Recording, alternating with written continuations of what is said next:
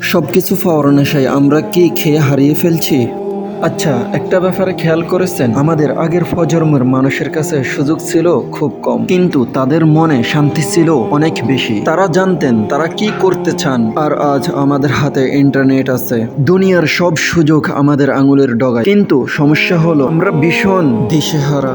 আসলে যখনই আমাদের সামনে অনেকগুলো রাস্তা খোলা থাকে, তখন আমরা বুঝতে পারি না কোন দিকে যাব। আমরা ভাবি এটাও করব ওটাও করব, আজ একটার পিছে দৌড়াচ্ছে, কাল আরেকটা। এই সব পাওয়ার নেশা আমাদের কোনো একটা কাজেও মন বসতে দিচ্ছে না। আমরা সাগরের উপর দিয়ে অনেক দূর যাচ্ছে ঠিকই, কিন্তু গভীরে যেতে পারছি না।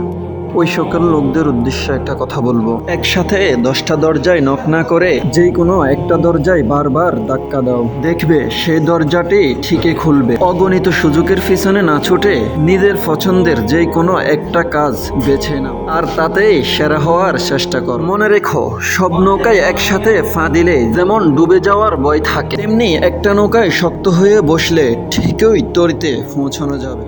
কথাগুলো ভেবে দেখবেন, যদি মনে হয় এই কথাগুলো আপনার বা আপনার পরিচিত কারো কাজে আসবে, তবে শেয়ার করতে ভুলবেন না।